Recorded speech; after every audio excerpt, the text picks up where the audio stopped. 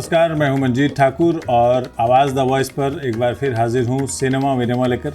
हम इस कार्यक्रम में फ़िल्मों की बात करते हैं, लेकिन ऐसे फिल्मों की बात हम लोग करते हैं जिन्होंने सामाजिक मुद्दे उठाए, जिन्होंने भारत को जोड़ने का काम किया, जिन्होंने भारत के समाज को, भारत की तहजीब को आपके सामने रखा। ये बात और है कि वो फिल्म फ्लॉप हुई, हिट हुई, लोगों को पसंद आई, नहीं आई, ये अलग बात है, लेकिन फिल्मों ने हमेशा एक धारा का निर्माण किया है, एक वैचारिक धरातल भी बॉलीवुड को दिया। और इसलिए बॉलीवुड का मोरलेस जो सेकुलर स्वभाव आज भी आपको दिख रहा है, वो उन्हीं जड़ों का परिणाम है, उन्हीं का नतीजा है। आज हम बात करेंगे फिल्म धर्मपुत्र की, जिसके निर्देशक थे यश चोपड़ा, जिसका निर्माण किया था उनके भाई बी.आर. चोपड़ा ने।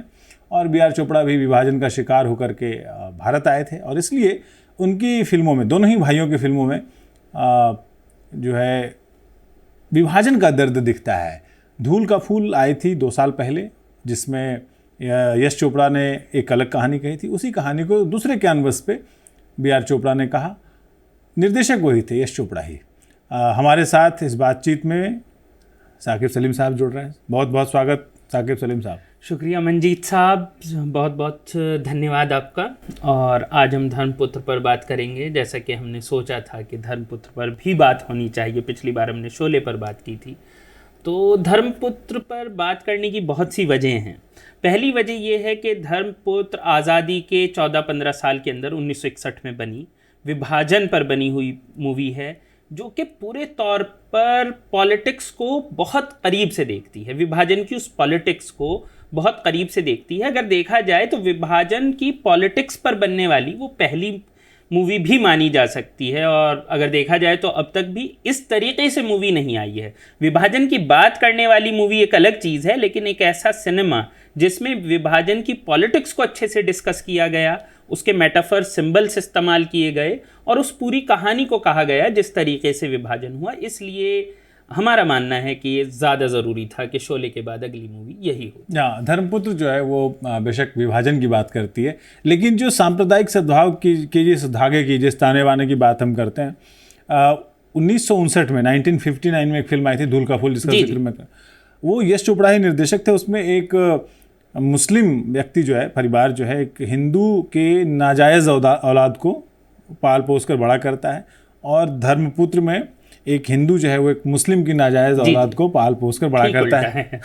तो क्या बड़े भाई का, और दोनों भाइयों ने बदला लिया एक दूसरे से। दोनों बार बाप का रोल एक ही आदमी कर रहा है, अशोक कुमार नहीं, वो मनमोहन कृष्ण। अच्छा। तो वो दोनों बार बाप का रोल कर रहे हैं उस बच्चे के लिए। हाँ। तो वैसे ये तो है ही, लेकिन उसके अलावा जो पॉलिटिक्स को क्लोजली देखने का है, आज के दौर में इतने साल बाद हम उसकी बात सुनते हैं। हमारे प्रधानमंत्री भी बार बार बोलते हैं, बाकी पार्टियां भी बात कर रही हैं, पसमानदा मुस्लिम समाज, मुसलमानों के अंदर कास्ट सिस्टम की बात होती है। अगर आप इस फिल्म पर ध्यान दें, बहुत लोगों ने शायद ये फिल्म ना भी देखी हो, लेकिन अगर आप इस फिल्म पर ध्यान देंगे तो इस फिल्म में शुरू में वो जो बच्चा बिना शादी के पैदा हो रहा है, उसकी वजह यह है कि रहमान साहब और माला सिन्हा, जो कि दोनों मुस्लिम समाज से आते हैं, और रहमान साहब एक अच्छे इज्जतदार पढ़े लिखे प्रोफेसर टाइप इंसान हैं, उनकी शादी माला सिन्हा से इसलिए नहीं हो सकती क्योंकि वो एक नवाब साहब की लड़की हैं, जो कि साफ ये कहते हैं कि हम छोटे ख़ानदान में, यानी कि छोटी कास्ट में शादी नहीं कर सकते। वो ये भी कहते हैं एक जगह पर डॉक्टर साहब को, जो कि मतलब उनके दोस्त का लड़का है, वो उसे ये भी समझाते हैं कि देखिए, मैं भले इस चीज़ को ना मानूं, लेकिन समाज ने ये चीज़ें बनाई हैं। तो फिल्म इतने पास से पसमानदा वाली चीज़ जो आज के ज़माने में जिसकी बात होती है, उसकी भी बात करती है। ये मतलब समय से आगे की फिल्म है, काफी, मतलब कई दशक समय से आगे की फिल्म नहीं है, लेकिन ऐसी चीजें जिनकी बात उस जमाने में मतलब लोग करना नहीं चाहते थे, उसकी बात उन्होंने की है। और उन्हें ये भी समझ में आता है कहीं ना कहीं पार्टीशन में इसका भी अपना एक रोल रहा। अच्छा, आप नवाब साहब की बात कर रहे हैं, जिनकी बेटी है माला सिन्हा। हाँ, अशोक कुमार साहब। तो अशोक कुमार साहब की ऐसे तो बड़े वो कमाल के एक्टर हैं, लेकिन इस फिल्म में कहा गया कि वो बहुत ही लाउड और अलग किस्म की एक्टिंग करते हुए दिखे। क्या है? अब बहुत से लोग तो ये कहते हैं कि अशोक कुमार साहब ज़िंदगी भर बूढ़े रहे, मतलब जब से वो एक्टर बने, लेकिन मुझे लगता है कि उस रोल में शायद उनकी ज़रूरत थी उस तरीके से एक्टिंग की जिसके अंदर वो ढले। लेकिन जो एक और इम्पॉर्टेंट चीज़ जब आप मूवी को देखेंगे, जो कि आपको नज़र आएगी, इसमें एक इतिहासकार के तौर पे जब हम देखते हैं 1920 में जब कहानी 1920 21 22 के आसपास शुरू हो रही है, तो वो ज़माना है खिलाफत आंदोलन के आसपास का ज़माना है, हिंदू मुस्लिम भाई भाई के नारे लग रहे हैं और सब लोग साथ हैं। फिर 1930 के आसपास का दौर दिखाया गया है, जबकि हिंदू मुस्लिम के बीच थोड़ा बहुत टकराव है, लेकिन हिंदू मुस्लिम भाई भाई के नारे लग रहे हैं। और उसके बाद रहमान जब बाहर जाते हैं और फिर वापस आते हैं, तो और 1932 के इस आंदोलन में ही नवाब साहब को गोली लग जाती है। इनकलाब जिंदाबाद और हिंदू मुस्लिम भाई भाई का नारा लगाते हुए वो शहीद हो जाते हैं पुलिस की गोली से, अंग्रेज पुलिस की गोली से। लेकिन उसके बाद जब 1946-47 के आसपास रहमान साहब आते हैं, तो वो सबसे पहली चीज़ यही कहते हैं कि देखो, ये वही जगह है जहाँ पर नवाब साहब ये कहते हुए शहीद हुए कि हिंदू मुस्लिम भाई भाई, आज यहाँ पर नारा लग रहा है लड़कर लेंगे पाकिस्तान। तो ये कैसे मुमकिन हुआ? तो ये जो सवाल है, मतलब फिल्म जवाब देने से ज़्यादा सवाल खड़े करती है। और ये एक अच्छी फिल्म का ये मकसद भी होना चाहिए, कि फिल्म एक आपसे सवाल पूछती है कि ऐसा कैसे हुआ, ये आपको खोजने की ज़रूरत है। अच्छा, मैं एक्टर्स की बात हम कर रहे थे, अशोक कुमार की बात हमने कर ली। इस फिल्म में पहली बार शशि कपूर मेन लीड में आए हैं, हीरो के तौर पर, एडल्ट के तौर पर, बड़े आदमी, मतलब जवान व्यक्ति के तौर पर। शशि कपूर को कैसे देखते हैं आप? शशि कपूर इस फिल्म में अगर देखें, और बाद में भी खूबसूरत नौजवान है नहीं, अच्छे एक्टर भी हैं और बहुत मुश्किल रोल उन्होंने किया है। अगर देखा जाए तो हिंदुस्तान में ऐसा रोल बहुत कम लोगों के पास आया और उन्होंने इस तरीके से किया, क्योंकि फिल्म लीक से हट रही है। क्योंकि हिंदुस्तान में उस ज़माने तक भी एटलीस्ट, और आज भी अगर आप फिल्मों में देखें, तो किसी एक कम्युनिटी पर डालकर छोड़ दिया जाता है इस चीज़ को कि वो एक्सट्रीमिस्ट है। उसमें वो एक हिंदू एक्सट्रीमिस्ट के तौर पर दिखाया गया है, जो कहता है हिंदी हिंदू हिंदुस्तान। और परेशानी ये है कि उसका एक डिलेमा है, जो बाद में उसे पता चलेगा कि वो बच्चा मुसलमानों का है खुद। ये कहीं ना कहीं ये, और उसका नाम दिलीप रखा है। मेरा ख्याल ये है, शायद चोपड़ा साहब के दिमाग में ये रहा हो कि भारत एक दिलीप कुमार नाम से एक मुसलमान एक्टर को मोहब्बत करता है। हाँ, पूरा हिंदुस्तान 1960 में यूसुफ खान साहब को, तो शायद ऐसा था। लेकिन उनकी जो डायलॉग्स की अदायगी है, जिस तरीके से वो सीना तान कर चलते हैं और खुश हैं, और आखिर में जिस तरीके से वो इंसान टूट जाता है और वो ये सवाल करता है कि क्या हमारा धर्म हमारा अपना नहीं होता। हाँ। तो वो मतलब वो कमाल की एक्टिंग है। मतलब मेरे ख्याल से खुद शशि कपूर की कुछ सबसे अच्छे रोल्स में से एक है। हाँ, बेशक। अब आपका क्या ख्याल है, ये आप बताएंगे? नहीं, शशि कपूर को इस फिल्म में राष्ट्रीय पुरस्कार देने की घोषणा भी की गई थी, लेकिन उन्होंने मना कर दिया। ये मेरे ख्याल से फिल्मी दुनिया के सबसे अलग किस्म के, दुर्लभ किस्म के उदाहरणों में से एक है कि किसी ने राष्ट्रीय पुरस्कार लेने से इनकार कर दिया। इनकार करने की वजह ये थी कि इन्होंने कहा कि मेरा जो परफॉर्मेंस है, मेरा जो प्रदर्शन है या एक्टिंग है, वो अवार्ड के लायक अभी नहीं है। ये मैं समझता हूँ कि बहुत महान कलाकार ही ऐसा कर सकते हैं, जिनको अपने काम में निरंतर सुधार की ज़रूरत महसूस होती है। और जो इस फिल्म का जो सीख है, जो सबक है, वो बाद में भी वो कैरी करते हैं। शशि कपूर बेशक अभी व्यावसायिक फिल्मों में नाच गाने भी करते रहे हों, जब जब फूल खिले और वो आप कश्मीर में शिकारा कर रहे हो या फिर घुंघरू की तरफ बजता ही रहा हूँ, इस तरह के कमर्शियल फिल्मों में काम किया उन्होंने। लेकिन शाकिब साहब, मैं आपको बताऊं कि जुनून 1857 के पृष्ठभूमि पर बनी फिल्म है, बहुत शानदार फिल्म है। या नींद उली टाइम्स, मॉडर्न, एक उस ज़माने में बिना गाने की बनी हुई पहली फिल्म, और सस्पेंस थ्रिलर, तो शानदार। एक एडिटर का रोल तो मुझे इसलिए भी याद है। तो शशि कपूर तो एक उम्दा एक्टर थे जी। और इस फिल्म में मुझे लगता है एक व्यक्ति के तौर पर भी, एक कलाकार के तौर पर भी उन्होंने ये दिखाया कि मेरा परफॉर्मेंस ठीक नहीं है। उन्होंने इस फिल्म में ये भी दिखा दिया एक तरीके से कि उनकी सिर्फ कपूर होने की वजह से वो नहीं आए हैं फिल्म में। बेशक, शायद ये भी एक चीज़ थी। उसके अलावा फिल्म में एक ख़ास चीज़ ये थी कि साहिर के जो गाने हैं, ख़ास तौर पर ये मस्जिद, ये बुतखाने, चाहे ये मानो चाहे वो मानो, इस तरीके के जो गाने हैं, या फिर ये किसका लहू ये कौन मरा, रहबर मुल्क को कौन बता, तो ये जो मैसेज है, जो फार रीचिंग मैसेज है, जिसकी कि शायद आज के वक्त में बहुत कमी हो चली। इस तरीके के गाने क्यों नहीं आजकल? मैं आपको बताऊं, गाने इसलिए क्यों नहीं आते, अब तो गाने कि व्हाट इज मोबाइल नंबर, करूं क्या डायल नंबर, वो भी बहुत पुराना हो गया, वो 25 साल पुराना है। लेकिन आप बोल पर ध्यान दीजिए। हालांकि मैं समझता हूं कि जब से इरशाद कामिल, नीलेश मिश्र और बाकी जो कुछ अच्छे राइटर्स हैं जिन्होंने बहुत अच्छे गाने लिखे हैं, आज के दौर में भी बहुत सुंदर गाने लिखे हैं। रैप वैप तो बादशाह वगैरह तो ठीक है अपनी जगह, लेकिन जो अच्छे गीतकार हैं उन्होंने अच्छे गाने लिखे हैं, अर्थपूर्ण गाने लिखे हैं और अच्छा कर भी रहे हैं। लेकिन मेरा सवाल अब फिर वापस हम जाते हैं शाहिर को। मैं इसलिए कह रहा हूँ कि शाहिर एकमात्र ऐसे उर्दू शायर हैं जिनको मैं पढ़ता हूँ और मुझे समझ में आते हैं। बाकी गालिब के साथ तो किसी ने लिखा है कि अच्छी बात यह है कि जब वो समझ में आते हैं तब तो बहुत अच्छे लगते हैं ही, नहीं समझ में आते हैं तब भी बहुत अच्छे लगते हैं तब और अच्छे लगते हैं।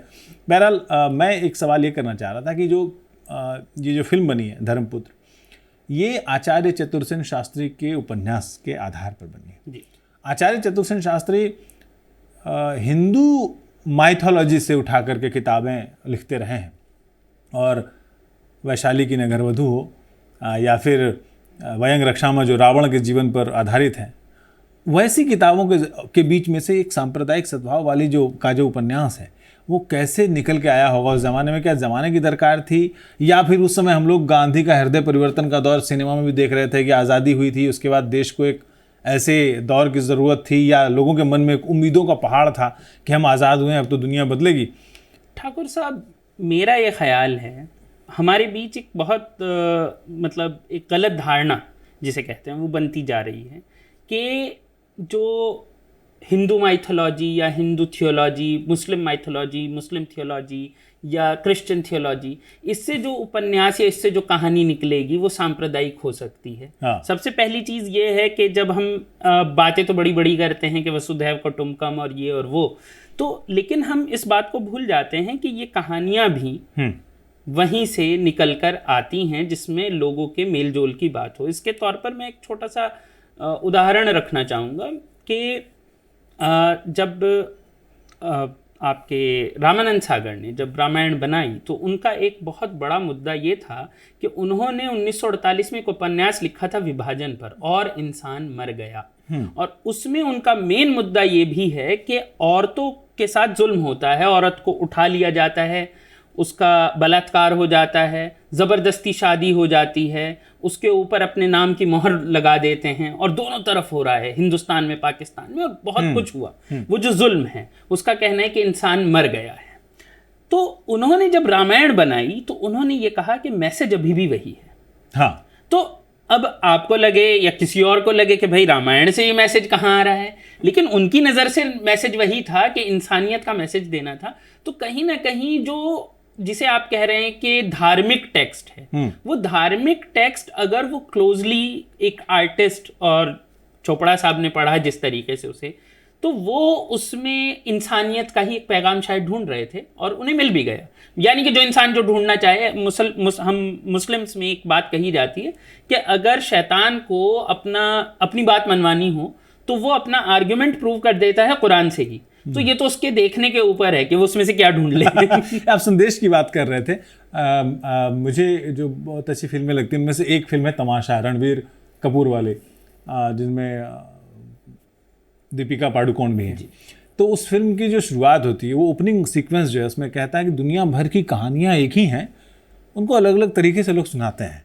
और उसमें एक बहुत ही मशहूर गाना है जो ये लो चली कहानी, वो बहुत ही, अगर आप हैं यूट्यूब पर देख रहे हैं हमें, तो ये गाना अभी सर्च करने के प्रोग्राम के बाद आप सर्च करके सुनिएगा। बहुत ही खूबसूरत गाना और बहुत ही अर्थपूर्ण गाना है। बहरहाल मैं एक सवाल, ये फिल्म बनी 1961 में, 14 साल बाद विभाजन के। हम 14 साल तक एक त्रासदी को हमने भुलाने की कोशिश की, क्या जानबूझ के उस त्रासदी को, मैं उसको मानवीय त्रासदी कहता हूँ, ह्यूमन ट्रेजिडी की, बहुत सारे लाखों लोग उसमें मारे जाते हैं, दंगे होते हैं, बहुत सारी स्त्रियों का अपमान होता है उसमें, तो हमको 14 साल क्यों लगे? कोई एक फिल्म को कला के एक बहुत महत्वपूर्ण औजार पर एक कलाकृति के रूप में एक विभाजन की त्रासदी को पेश करने में हमको 13 साल 14 साल लग जाते हैं। मेरा ये ख्याल है, इसके बारे में मैंने इतिहासकार के तौर पे बहुत सोचा है, और मेरा ये ख्याल है कि विभाजन को भुलाने की शुरू में बहुत कोशिश हुई है, और इसके पीछे बहुत सारी वजह भी थी कि क्यों भुला देना चाहिए, क्योंकि लगा कि इससे टकराव बढ़ेगा।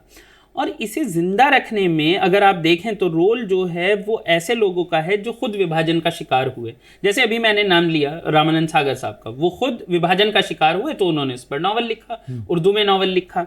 ऐसे ही आपको दिखेंगे कुछ पंजाबी में नावल मिलेंगे, कुछ उर्दू में, लेकिन वो सब लोग वो होंगे जो कहीं ना कहीं उस इलाके में थे।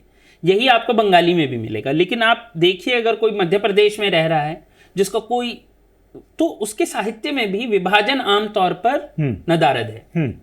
तो ये चीज के शायद एक भुलाने की कोशिश हुई थी, जबकि फिल्मों में ऐसे बहुत लोग हैं जो विभाजन से डायरेक्टली अफेक्टेड कहे जा सकते हैं, जैसे प्राण साहब। ठीक है, तो आप देखें कि लेकिन तब भी इस चीज को शायद भुलाने की कोशिश थी सरकार की तरफ से।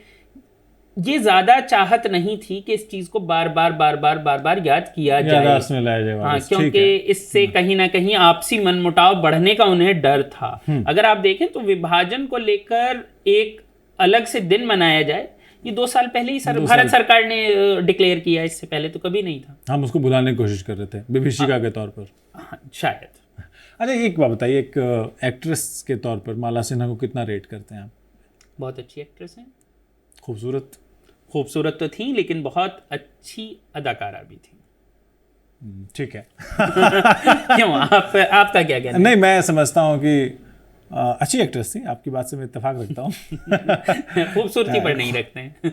नहीं, खूबसूरती पर भी रखता है। देखिए दुनिया, मुझे लगता है कि फिल्म उद्योग में सभी एक्ट्रेस बहुत ही खूबसूरत हैं, कुछ बहुत ज़्यादा खूबसूरत है, कुछ बहुत ज़्यादा, जैसे कि मधुबाला, उनकी मीना कुमारी, जिनकी सौंदर्य का हम लोग वर्णन नहीं कर सकते शब्दों में। मैं राइटर भी हूँ तो मुझे लगता है कि कैसे शब्दों में कैसे बांधा जाएगा। तो एक सवाल हम ये कर रहे हैं कि जो विभाजन का दर्द है, इसी बात को मैं आगे बढ़ाते हुए कि जब हम 1961 में देखते हैं फिल्म रिलीज होती है, जाहिर है 2 साल पहले बननी शुरू होगी, 1 साल पहले बननी शुरू, उसके बाद अगेन 10 साल फिर लगते हैं दूसरी फिल्म आने में, जब MS सत्यु गर्म हवा लेकर के आते हैं। तो फिर क्या वही सच तब भी था? बांग्ला में हमने देखी है कि कुछ फिल्में बनी है, ऋतिक घटक वगैरह लेकर के आते हैं फिल्में विभाजन पर, जिनमें विभाजन का, क्योंकि ऋतिक घटक के जीवन पर ही विभाजन का बहुत असर था, जो आपकी बात को ही पुष्ट करता है कि उन लोगों ने ज़्यादा ऐसा क्रिएशन किया, ऐसी रचनाएं की जो विभाजन के दर्द के मारे हुए थे, इधर के हों या उधर के हों। लेकिन 10 साल फिर क्यों लग गए? जब एक बार धर्मपुत्र बन गई और ठीक ठाक संदेश देती हुई फिल्म बनी, तो फिर 10 साल बाद MS सत्यु लेकर के। अगर आप MS सत्यु वाली गर्म हवा पर ध्यान दें तो वो इससे बिल्कुल अलग तरीके की मूवी है। उस सिनेमा में जो पॉलिटिक्स है पार्टीशन की, उसको बिल्कुल भी एड्रेस नहीं किया गया है। वो किसी और चीज़ को एड्रेस करते हैं। वो एक कम्युनिस्ट विचारधारा के हिसाब से, जिसका कि ये मानना है कि हिंदू मुस्लिम, ये जवाब नहीं। अगर आप देखें धर्मपुत्र सवाल खड़े करती है, क्यों हुआ, जवाब नहीं देती है। लेकिन MS सत्यु की जो गर्म हवा है, जो इस्मत चुगताई की कहानी पर है, अगर आप उस पर ध्यान दें तो वो सवाल का जवाब भी देती है। बल्कि वो जवाब ही देती है, वो सवाल भी नहीं कर रही है। वो जवाब दे रही है कि जो दंगा है उसके पीछे के कुछ इकोनॉमिक कारण हैं, इकोनॉमिक वजह है। अगर आप उसे बिटवीन द लाइंस देखें तो यही है कि इस इंसान का ये बिजनेस है, इसका रोजगार है, उसमें बाकी सब चीज़ें पीछे हट जाती हैं। जो ह्यूमन वैल्यूज़ हैं अगर आप देखें धर्मपुत्र में, वो सामने हैं। इकोनॉमिक रीजंस उसमें बहुत पीछे नजर आएंगे आपको। तो ये कम्युनिस्ट से ज़्यादा, जिसे कहते हैं एक रूमानी तरीके से देखी गई कहानी है, और वो एक लेफ्टिस्ट कम्युनिस्ट तरीके से मार्क्सिस्ट रीडिंग है वो। तो दोनों में एक तो सबसे बड़ा फर्क मेरे हिसाब से यही है। तो क्या वो मार्क्सवादी नज़रिए की वजह से ज़्यादा नेगेटिव हो गई है? वो थोड़ा नेगेटिव भी थी, और जिसे कई बार हम कहते हैं कि वो बाद की चीज़ों पर, मतलब धर्मपुत्र एक उम्मीद के साथ खत्म होती है, उम्मीद के साथ वो भी खत्म होती है, लेकिन धर्मपुत्र इस उम्मीद के साथ खत्म होती है कि अब सब कुछ अच्छा हो गया है 47 के एकदम बाद। लेकिन जो गर्म हवा है वो इस उम्मीद पर खत्म होती है कि अब नौजवान जागा है, अभी वो क्रांति करेगा। हाँ। वो क्रांति की जो उम्मीद जो मार्क्सिस्ट में आज तक भी, अभी भी हम देखते हैं, अभी भी है, वो खत्म नहीं हुई है। दुनिया का वो नहीं, वो औरों के पास नहीं है, वो उम्मीद उनके पास अभी तक है। तो वो जो उम्मीद है वो आज भी बरकरार है, लेकिन वो उस उम्मीद के साथ खत्म होती है। तो दोनों मूवीज में बहुत ज्यादा फर्क है। और जैसा कि आपने कहा, उसके बाद देखा जाए तो फिर आप देखिए गदर बनी है, अब उसका पार्ट 2 भी बनने की बात चल रही है, तो वो बिल्कुल ही अलग चीज़ है। गदर को लेकर मेरे मन में एक सवाल आता है कि पहले वाले गदर में तो सनी देओल ने हैंडपंप उखाड़ा था, इस इस बार बारी में क्या करेंगे? ट्यूबवेल पूरा हो सकता है।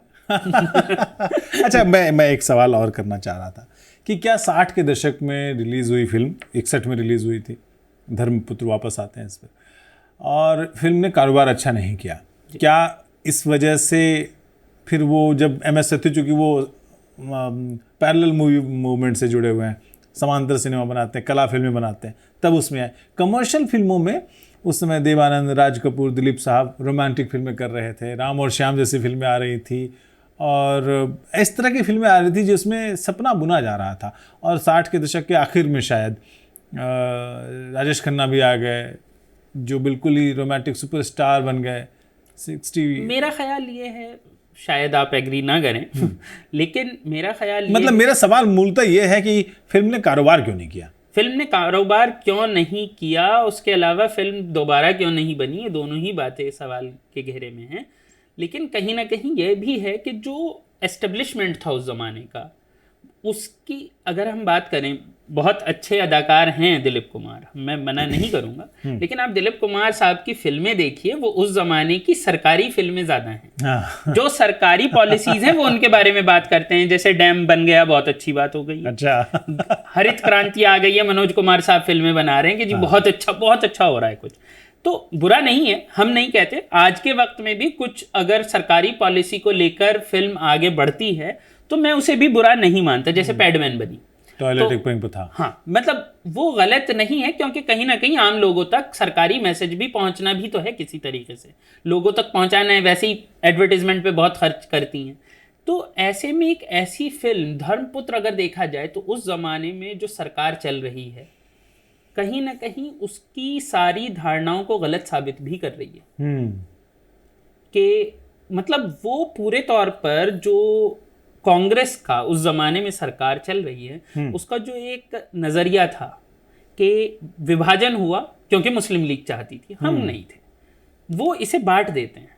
ये फिल्म अगर आप देखें तो ये मुस्लिम लीग पर इल्ज़ाम नहीं धर रही है, ये सब पर इल्ज़ाम रख रही है कि आप सभी गलत थे, लेकिन अब आगे बढ़ना है, किसी भी तरीके से आगे बढ़ना है। तो मेरा ख्याल ये है कि ऐसे में जो एस्टेब्लिशमेंट है उसकी जो बेरुखी है वो भी बहुत बार असर डालती है।